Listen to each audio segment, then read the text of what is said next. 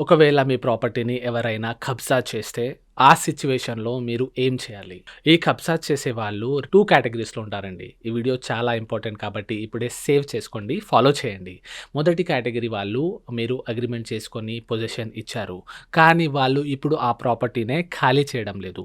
అంటే మీ ప్రాపర్టీని కబ్జా చేసి కూర్చున్నారు.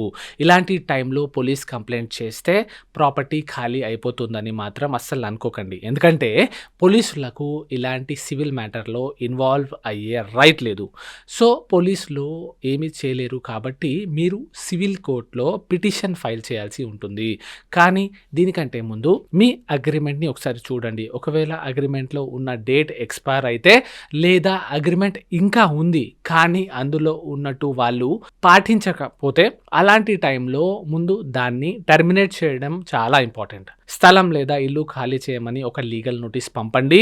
అయినా ఖాళీ చేయకపోతే మీరు సివిల్ కోర్ట్‌లో ఎవిక్షన్ సూట్ ఫైల్ చేసి వాళ్ళను ఖాళీ చేసేలా చేయవచ్చు. కానీ చాలా సార్లు ఓనర్ ఆ తాళాన్ని పగలగొట్టి ప్రాపర్టీలోకి ఎంటర్ అవుతాడు. కానీ భారతీయ న్యాయ సంహిత సెక్షన్ 305 ప్రకారంగా ఒకవేళ మీ దగ్గర ప్రాపర్టీ యొక్క పొజిషన్ లేదు, కానీ మీరు ఒకరి ప్రాపర్టీలోకి ఎంటర్ అయ్యి అక్కడి సామాన్లను బయట పాడేస్తే లేదా మీతో పాటు తీసుకువెళ్ళిపోతే మీ అగెయిన్స్ట్‌గా అండర్ సెక్షన్ 305 ఆఫ్ బిఎన్ఎస్‌తో కేసు పడి 7 ఇయర్స్ దాకా జైలు శిక్ష పడవచ్చు.